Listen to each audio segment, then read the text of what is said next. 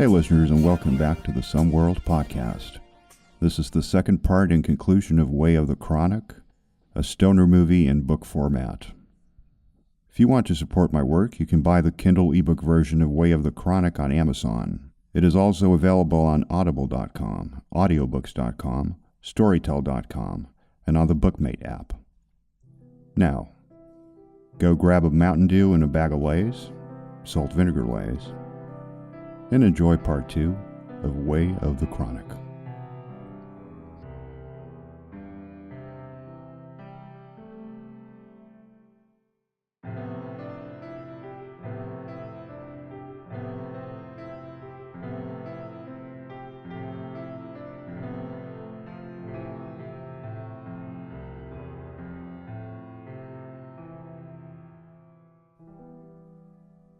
Part 2.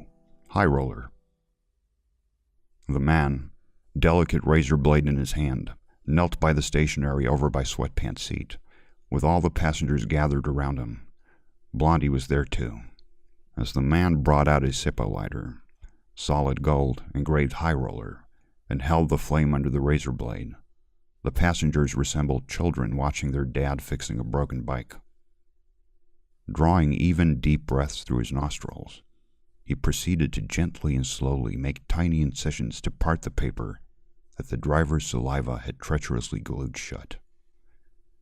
He finally stopped and laid razor blade and joint to rest on the stationery.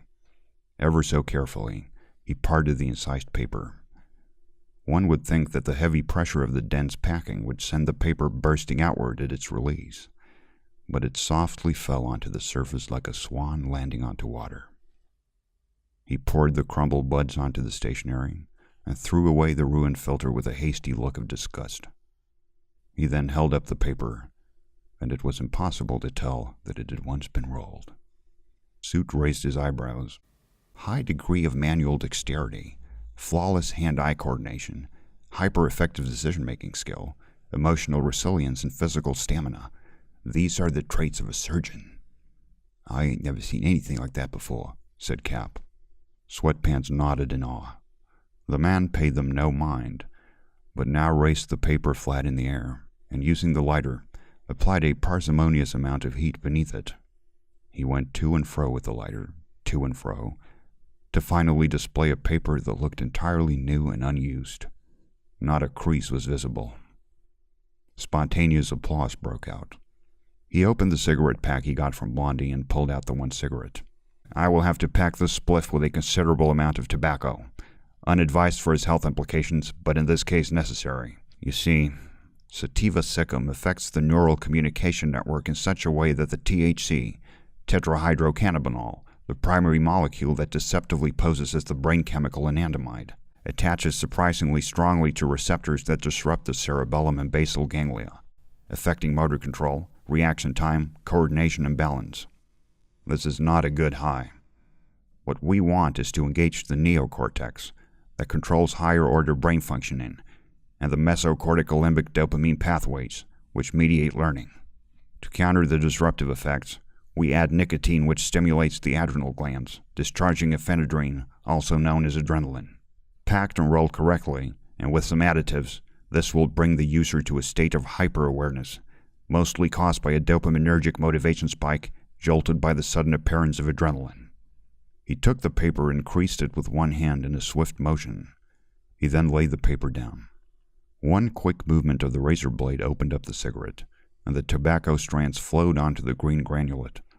He carefully mixed the ingredients with the razor blade, evening out the spread on the paper and chopping it into an earthy, glistening powder.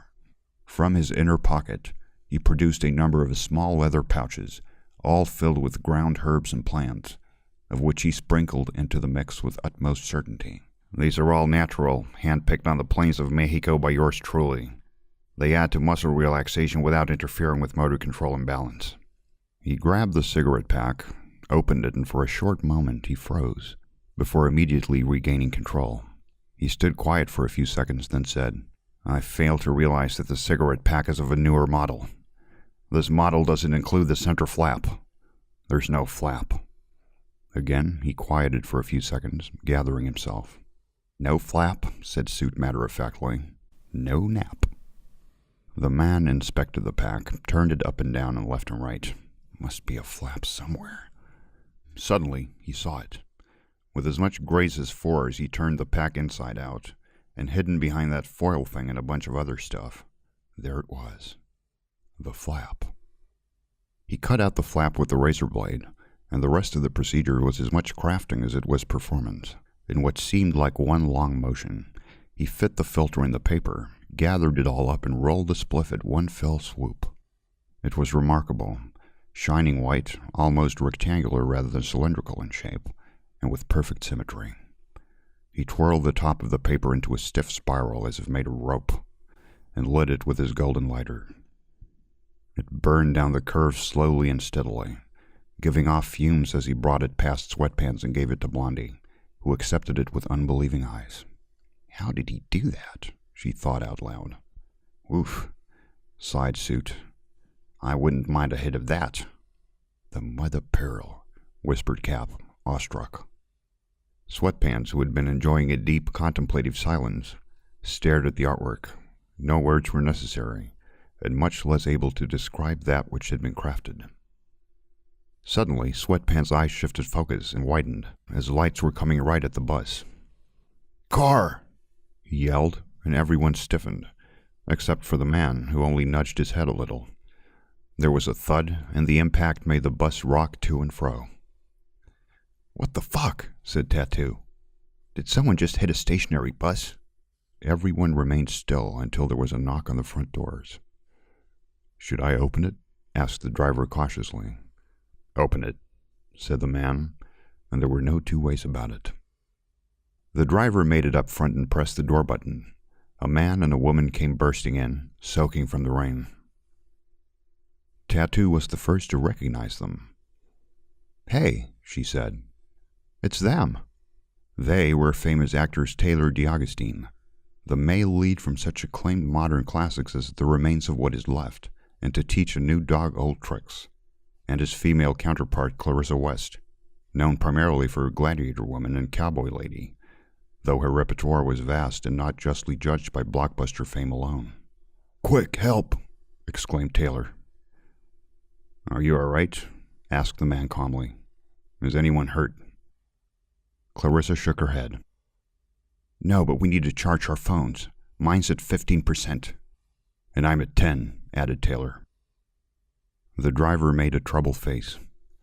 "Well, you see, we're stuck here and we're sort of trying to conserve energy since we don't know how long we'll be here. We've been very adamant about that." "Yeah, storm's not letting up," said the man and approached the two thespians. "Is your car working?" "No, it's dead," said Taylor. "It's a Tesla, an electric car," said Clarissa. Taylor concluded, "We wanted both to drive and charge our electronic devices. We wanted it all but ended up with nothing. Not unlike life itself," remarked Suit, who had inconspicuously made his way up front to address the actors. "By the way, loved your work in The Shade of the Sun, Taylor, and the brilliant performance of Clarissa in Tarzan's Daughter." As they nodded thanks, they were led deeper down the aisle. "So I guess we'll join you guys in here for a while," said Clarissa, smiling so brightly that she could impossibly be happy with the situation. "But we're going to be out of phones soon. How did you guys make it?" "We didn't," said Cap, staring into the palm of his hands. "We've been here a long time." The actors were taken aback. "No," said Clarissa. "Tay, call Jake." "There's no service," said Tattoo, further ruining their hopes. Tay grabbed his own head. "Are you serious? Oh my God." Clarissa quickly sat down on a seat and crossed her arms in defiance. "We are seriously going to die here." Sweatpants joined the exchange. "We were just about to light up if that interests you." Their heads flew up. "Would it interest us?" asked Tay rhetorically. "Yes, it would very much interest us," added Clarissa. She exhaled in pure relief. "God, I thought we were done for." Cap offered them some lace and drinks, and everyone was in a good mood. The man, who had receded into the background, now looked perplexed. "Hey, where's the lady with the spliff?" They all looked around as Blondie's head suddenly popped up behind a seat. She looked in a miserable way. "What's going on?" asked Sweatpants. She began, then stared down. When the car bumped the bus, the joint flew out of my hands, right down there. The man made it over and turned first to Blondie. It's a spliff, not a joint, he said before inspecting the scenery and turning to the others. It has landed on two thin metal springs in that little space between the seats. It looks like it's hanging on a thread. If it falls down onto the floor of the space, it's going to touch a bunch of very old dust, soda and food stains, and probably insect feces. I would not recommend putting it to my lips in such case. Clarissa sighed deeply. Just when things were looking up. Suit went over and looked down into the crack. Yeah, that's going to take some precision work, he said before turning to the man. But that's not going to be a problem for you, right? The man looked down. Well, it wouldn't have been a few years back. You see, I had a similar incident in a minivan in Tijuana going for MC. A 30-hour dusty drive along with a bunch of honest workers who wanted nothing but to get a bus along the road. Someone dropped the joint. It was a joint that time. And I tried to get it up with some hairpins I borrowed from one of the women. But it fell, much like the spliff will fall soon. That sounds terrible, whispered Clarissa. So did you travel for 30 hours without anything to do? I did, said the man. But the others managed to get the joint up. It took a long time and a lot of ingenuity, but they managed. But the filth and the crack made them all ill, and they had a terrible high. It wasn't a pretty sight. I can't do it. He didn't turn away, just kept staring down. The others grew quiet and the tension got depressed until he finally said, But I think you can. He was facing Sweatpants. Sweatpants hesitated. Me? He stuttered. The man nodded. You showed some remarkable skill with that god-awful filter before. Although it turned out like it did, it was a mighty impressive display of ingenuity and guts. If I carve out some long strands from that cigarette pack and attach a stick of gum to each end, you should be able to get a safe enough grip to bring it back up with some probability. That's good enough for me. Gripped by pride, Sweatpants nodded decisively, although past mistakes haunted his mind, filling him with fear. I can do it, he said, in defiance of his inner demons. As the man prepared the strands, Sweatpants, massaging and stretching his fingers, was approached by Clarissa, who countenanced him with the unreflective boldness of celebrity. Get that joint out of there, then come see me, she said, then winked at him and bit her lower lip. Looking over to Taylor D'Agostine, who had taken a seat and was playing with his phone, Sweatpants leaned in and whispered, Are you flirting with me?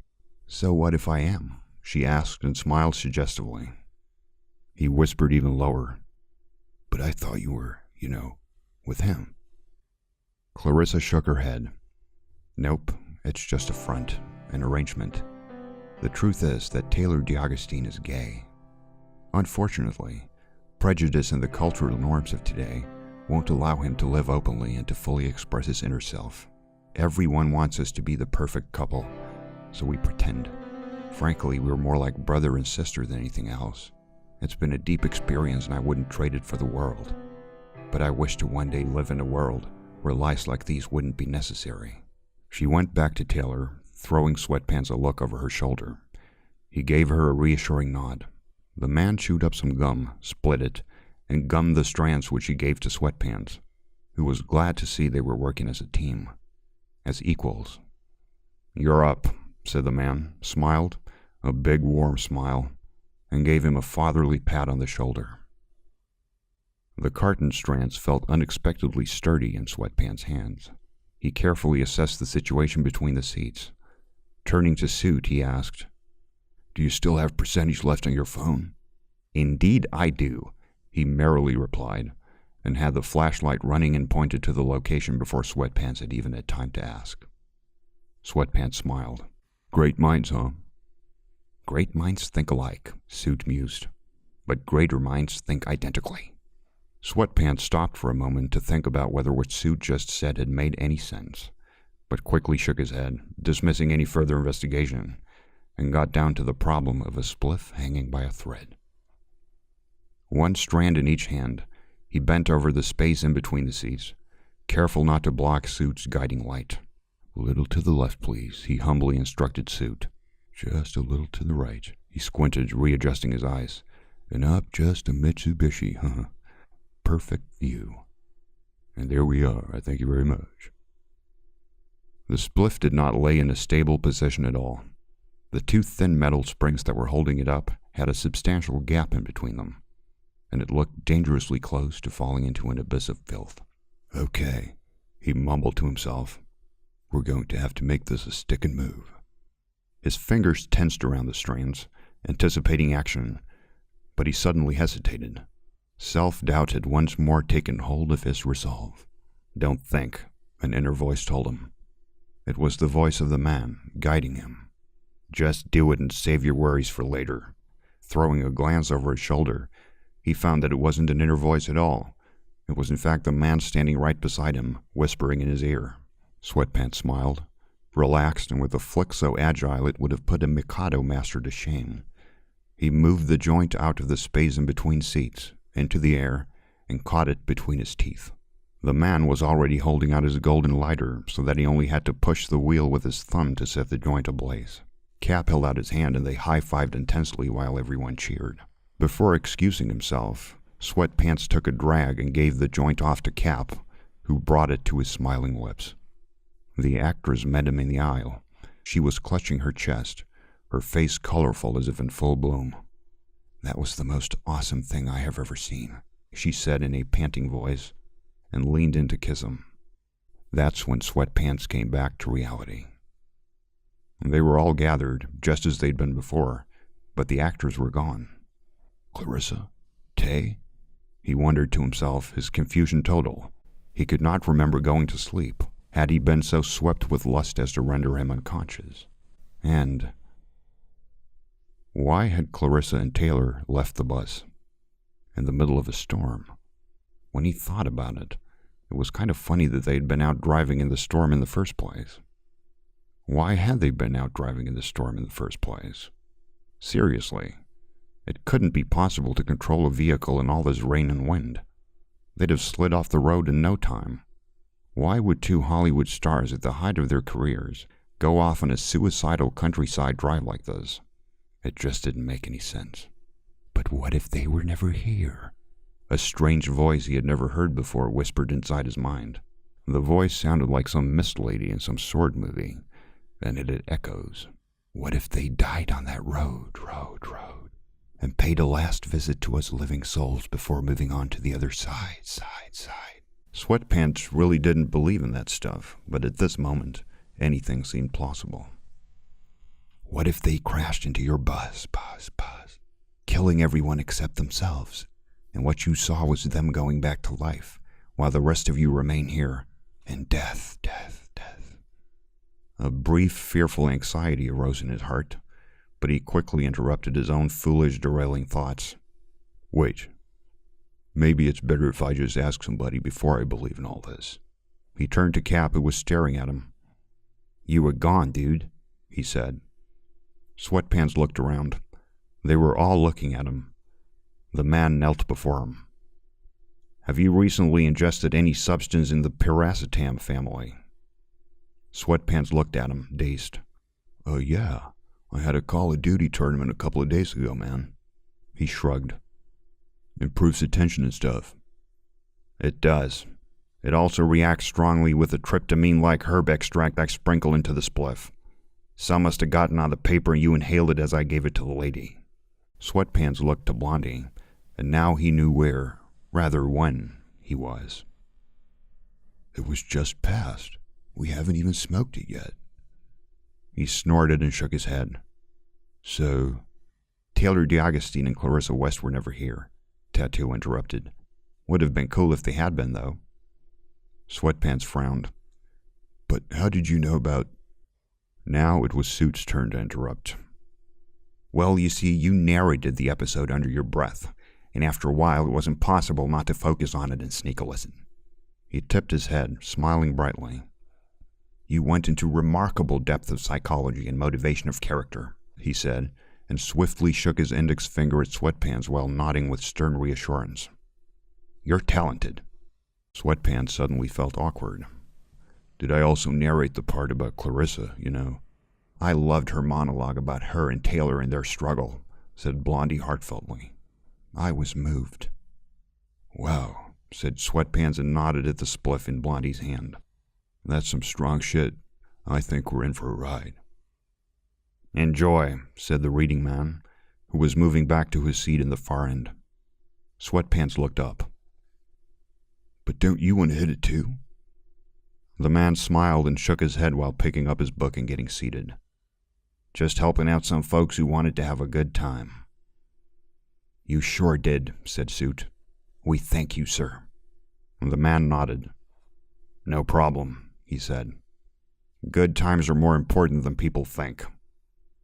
He then turned once again to his book, and it was as if he had never left it in the first place.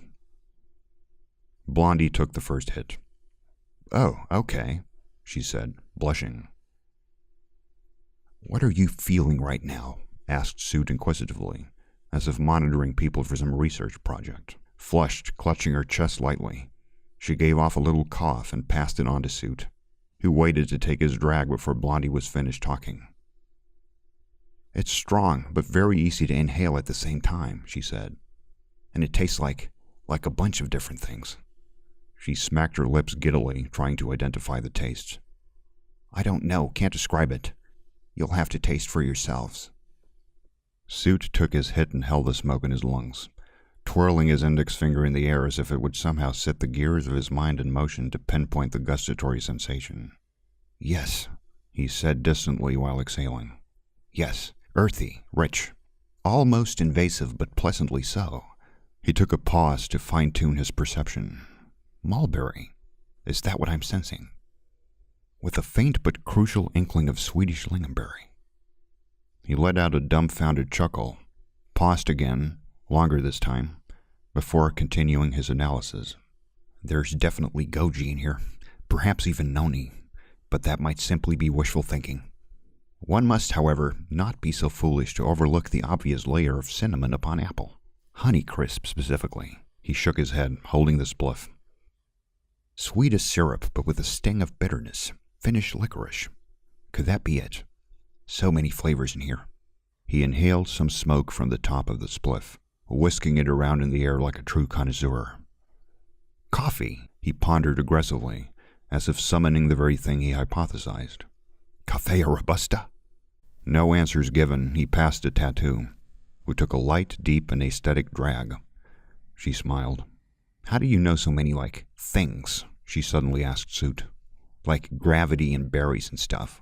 Like why? Suit nodded, smiling, and grew serious.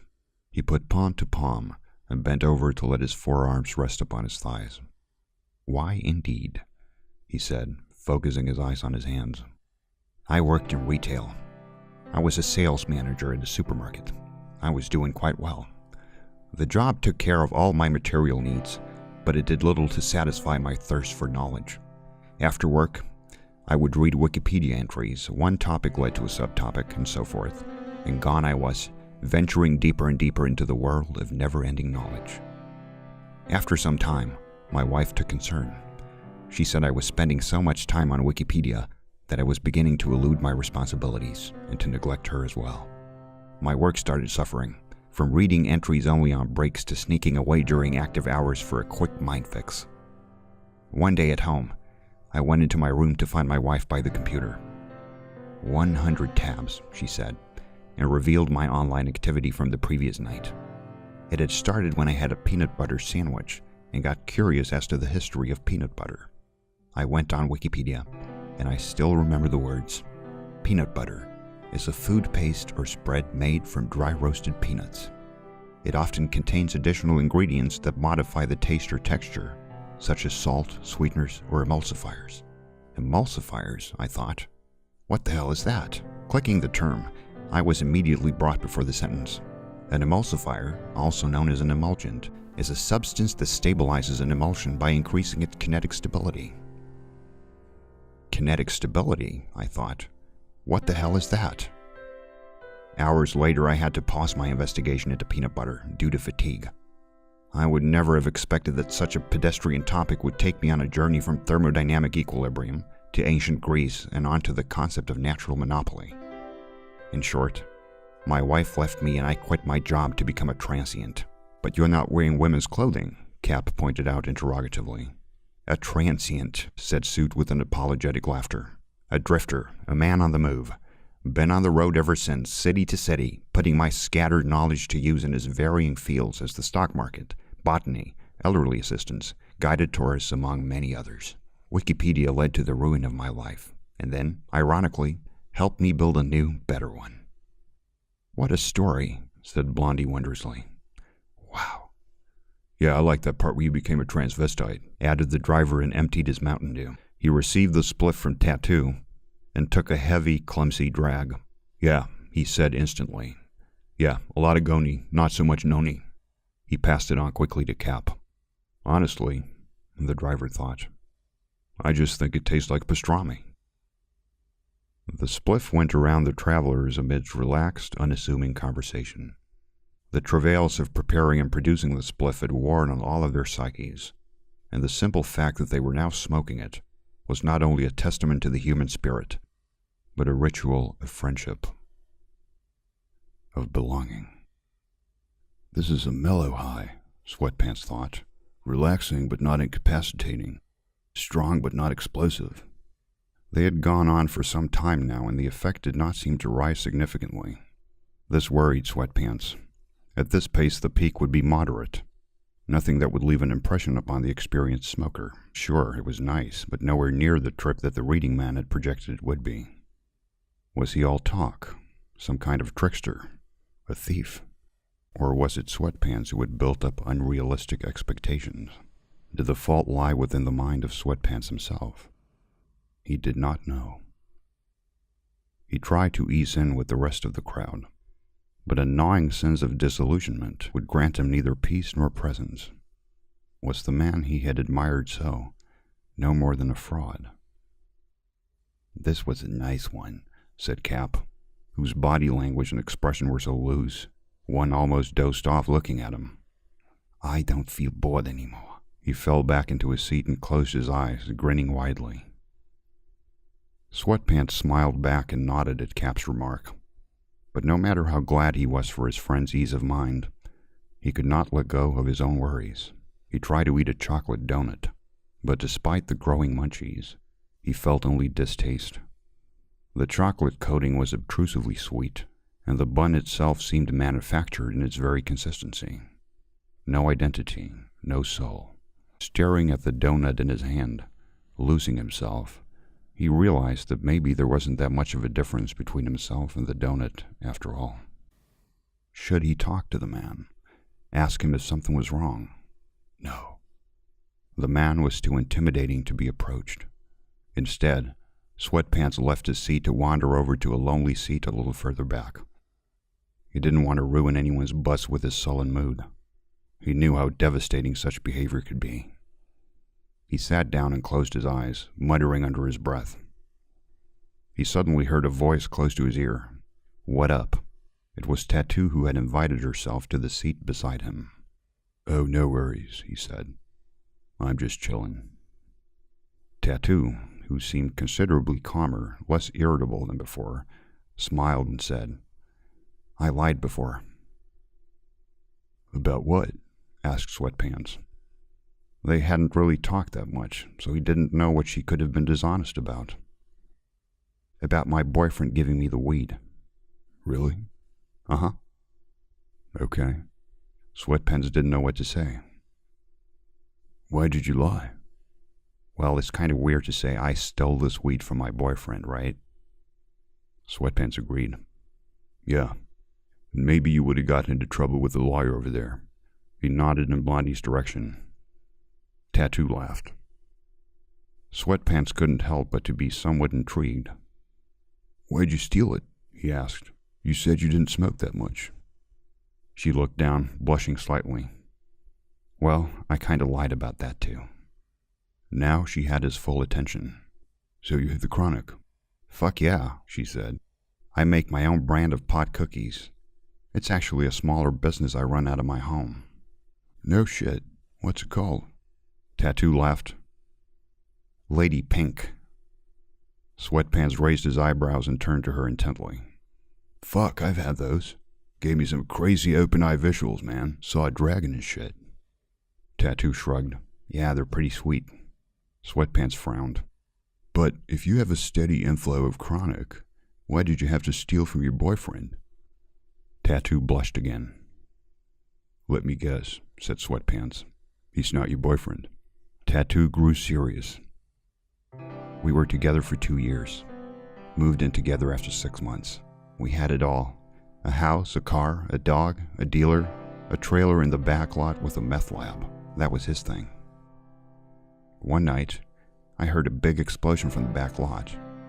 It was in the middle of the night. I threw on a bathrobe and ran outside. The trailer was on fire, and my boyfriend's assistant came rushing out of the trailer. He was dressed in one of those yellow chemist things and he was on fire. I put him out with the garden hose. He told me that my boyfriend had tried to kill him because he knew too much. You see, my boyfriend was once a chemistry teacher, but he got terminal cancer and started running a meth lab with a former student of his. Then his tumor receded, and he was wanted by the police. His wife left him and took their handicapped son with her. There was a lot of crazy adventures, and then we met when he was looking to get into the pot cookie business. He said if we partnered up, he would use his chemistry skills to make the best pot cookies on the market. He delivered on his promise and everything was fine. But he had a dark side, and after several incidents and misgivings, I got tired of the life. The last straw was when he tried to kill the assistant. I set fire to our whole business and left. But I took some weed with me just in case it would come in handy. Sweatpants nodded. So that's why Lady Pink cookies are so good. Yes, sir. But aren't you afraid that he will try to look you up to get back at you? Tattoo nodded. That's why I'm on this bus. Shit, remarked Sweatpants. They sat in silence for a while until Tattoo said, Okay, so what's up? Sweatpants shook his head and looked down. I'm not feeling it. That's all. A little disappointed. Tattoo nodded. Is that why you isolated yourself? To spare your buddy so as not to ruin his high? I suppose so, replied Sweatpants, shrugging. Tattoo smiled warmly. You seem like really good friends. Sweatpants stared out the window. I game a lot, he said, and smoke a lot. I met him at a gaming convention. He liked the same things, which is rare. We started hanging out every day, game and smoke, until one day I fell into a deep depression. I couldn't do anything. I didn't eat, I didn't drink, I didn't go outside. I didn't even game. That deep was my depression. It got so bad that I didn't even smoke anymore. The low point of my life. It was awful. He's the one who got me out of it. He would find different strains and we would try them out to find the one that would get me back in the game. It took a long time, but we finally found it. It was called Fiddler's Ballad. I got curious as to who produced it and started looking around. There was a sick adventure that I won't go into for the sake of brevity, but in the end, I found that it was actually he who made the strain. In fact, he had made all the strains we tried out in his own home. He might seem slow or something. I mean, not to me, but to other people. But he's a genius when it comes to the chronic. Tattoo looked over at Cap and smiled. How cool, she said, amused and happy that someone who seemed so behind could actually be some kind of Einstein in disguise. Yeah, said Sweatpants. So now that I'm not feeling it, it takes me back to that deep depression where the chronic just didn't work. I understand, said Tattoo and gave him a friendly pat on the shoulder. Maybe it'll kick in soon. We'll see, replied Sweatpants and closed his eyes, his head falling back into the seat. We shall see. He drifted into a disturbed slumber, where the Mist Lady made an unwelcome return in his mind. Oh, not you again, he thought, quite irritated. I thought I was done with your crap. You are the chosen one, she whispered mysteriously. Chosen for what? He replied. He had had quite enough of her empty phrases and pretentious nonsense. If you can't talk like a real person, I don't want to be that guy, but I'd rather you buzz off, lady. The Mist Lady could not hide the insult she had taken at his offensive remark. Oh, well then, suit yourself, fucko. And with that she was gone, For good, he hoped. "Where are we?" a worried voice said. "Tattoo." The seriousness in her voice must have alarmed Sweatpants. He threw his eyes open and looked around. "What the fuck?" he heard the distinct voice of his friend Cap holler up the aisle. Sweatpants turned to Tattoo beside him. "What's going on?" he said anxiously. Tattoo looked at him with wide eyes, somewhere in the twilight zone between horror and awe. "Look outside," she said faintly. He turned his gaze out the window, and it was not easy for his brain to accept what he saw. The bus was floating through outer space. Planets, stars, supernovae, and black holes, all the celestial inhabitants of the cosmos, surrounded them on all sides. "Whoa, what the—" he began, but his breath fell short before he regained it. "We're in space," he concluded. Suit came stumbling over, grinning in disbelief. "Technically," said Suit, "we are constantly in space, although I understand the expression." He gazed intently at the scenery outside. "By God, this looks like the Mac S0647JD spiral galaxy." He turned to the others. "This is the farthest galaxy known to man. My friends, we are 13.3 billion light-years from Earth." The driver looked annoyed. "Well, how long would it take for us to get home then? I have a Tinder date on Thursday." Suit clasped his hands on his back and stared outward and upward. 200 trillion years, he said. "With the Valley Transport Authority," said Blondie, "that's how long it takes to get from Stevens Creek to downtown San Jose." They all laughed, except for the driver, perhaps because of the bad news of his missed Tinder date, or that he felt the joke singled him out as a bus driver. Either way, he sat down by himself, pouting and muttering in between large bites of his cinnamon roll. Cap looked to the back of the bus. "Hey, the dude's vanished." They all looked, and indeed, the back of the bus was empty. Suit started pacing around. "But what does all this mean?" he asked. "This is obviously a hallucination," said Blondie. "Yeah," said Tattoo. "We're tripping balls." "But we can't all have the same hallucination," Sweatpants remarked. "That's not how it works." "Not so fast." It was the voice of the man, but from the front. He was sitting in the driver's seat, but stood up and started to slowly approach them. "You see," he began, "the human mind is an exquisite operating system, countless nodes harmonizing to create the experience of self in an external world. From birth and onward, pathways are reinforced by repetition, familiarity being stored in neural structures which grow stronger by relentless feedback loops. If you possess a reasonably functional operating system, your mind will agree with the external world, and you will interpret the world to a relatively high degree of accuracy. However, this operating system can be disrupted by unusual biochemical interactions. This phenomenon we call drugs. You have taken the most disruptive drug known, a drug so precise in its effect that it generates shared hallucinations, indistinguishable from reality. Is it the chronic? Yes and no. One might say a special recipe, a special blend of the chronic. Well, if the chronic is thought, by analogy, this is telepathy."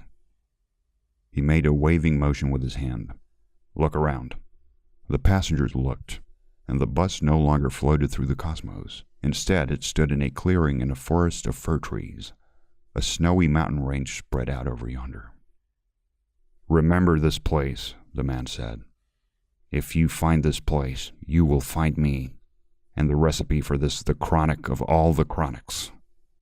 There was an intense flash of light, and when the world came back into view, the man was gone, and they were back on the country road. The driver lifted an earplug. "What'd the guy say?" "Look," said Tattoo. "Storm's over." Indeed, the storm had let up, and it was daylight. Birds were chirping, and droplets of rain hit the ground with a soothing drip sound. A rainbow had formed. "Wow," said Suit. "Looks like we made it through the night." Cap looked confused. "Did we sleep? It feels like we would just, I don't know." Sweatpants scratched his chin. "Either way, I'm still high as fuck." Blondie nodded in agreement. "Yeah, me too. And you know what? I don't think I've ever felt this good in my entire life." They all concurred. The high was steady and deep, yet they all felt in control of all of their senses.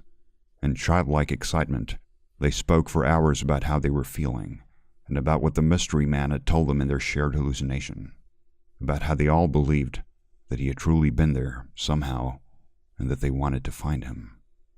During their conversation, there was one word that kept recurring among the many tangents and asides. The word was happy. The driver, who had kept quiet, digging into the remaining cake, suddenly looked up and exclaimed, "Hey, by the way, Merry Christmas." Epilogue. While the sun shone its magical light upon the majestic mountain range, the minivan sped along narrow serpentine roads, sided by dense forest which, as the hours passed and dusk set in, thinned out to leave way for the snow-covered hills. Bert was steering the van with one hand, while the other dug deep into the greasy, flaky remains of a bag of Lays. Salt vinegar Lays. As he often did, especially when he was hungry, he thought about that pastrami sandwich he had all those years ago, on that bus, and although gratitude was not really a part of his emotional inventory, he would always remember Nate's generous act of blessing the pastrami with a handful of crispy chips. His mouth started watering, and he once more dug his hand into the bag, but this time he came up with nothing more than some grease, which he licked off his fingers with reckless abandon. He threw the bag to the floor with a displeased grunt. "Hey," he said, "any of you guys got any chips left?" Brenda, beside him in the front passenger seat, sighed and gestured despondently. "You ate all the salt vinegar? That was the last bag." She sighed again, shook her head and looked out the window, throwing her blonde fringe aside. She squeezed her purse, and if Bert had been more attentive, he would have heard a faint but distinct crunching sound. The sound of polyethylene and aluminum against thin, brittle shards of deep-fried potato. Indeed, the purse was stuffed with not one, but 4 unopened bags of Lays. Salt vinegar Lays. Marty, seated right behind Brenda, smiled and shook his head at the petty conflict that had arisen over the chips. It would be beneath him to partake in such squabbles. He was, after all, and as ever, a barbecue guy. To Marty's left sat Nate and Russ, sharing a tablet on which played a collection of clips from People Are Awesome, a stark contrast to the Fail Army compilations of days past. They both wowed simultaneously as the surfer was seemingly swallowed by a giant wave, only to reappear seconds later unharmed. "Dude," Russ said, adjusting his cap, "I like this so much better than laughing at people's misfortunes and shit." "Oh, me too," replied Nate, comfortable as ever in his new pants soft to the touch, stretchy and stain-friendly. Sweatpants. Stretched out over the 3 rearmost seats lay Angela, buried under several thick, puffy blankets. She had snapped up the news told of the exhausted chip supply, and she had not received it well. With a deep, exasperated sigh, she drove her face as far as she could into the crevice between the seat and the backrest, forcefully slamming her eyelids shut while making a high-pitched squealing noise, not unlike that of a kettle on a hot stove. She was not to be addressed for hours to come. Her companions knew better. As night fell and darkness cloaked the land, they decided to pull over and rest until morning, to carry on their journey in the guiding light of day. The last chronic had been smoked at the foot of the mountain, a harsh fact that made them all disparage what lay ahead of them. Angela, under her blankets, crawled up in the fetal position and made strange growls of discontentment. She stayed in the van while the others set up a roomy tent a bit away from the side of the road. Bert, Nate, and Russ started playing a game of poker, the latter pair keeping constant tabs on the compulsive cheating by the former.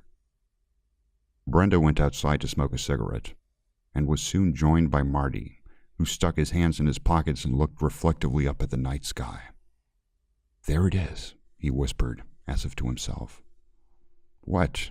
asked Brenda, one arm across her chest holding her other arm, which in turn held the cigarette in a French sort of way.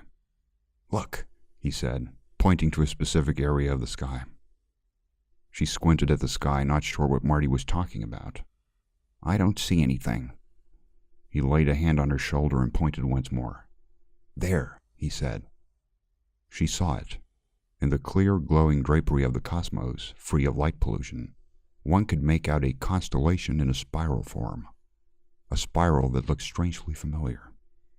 Indeed, it not only resembled, but was in fact identical to the shape of the spliff made by the man on the bus long ago.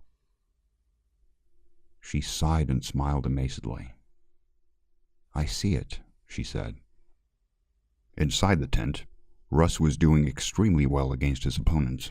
So well, in fact, that Nate left the game in fear of losing all the money he owned. Bert, with his constant and overt attempts to ogle the hands of the others, stayed in the game, waiting for Russ to tire so that he would lose his attention. Then there would be free rein. Russ, however, seemed sharper than ever before, and Nate was sure that it would be an awesome battle of prowess versus charlatanry. Guys, said Nate as he got to his feet, I'm going to take a piss and then I'll be dealer. Uh-huh, said Bert without looking at him.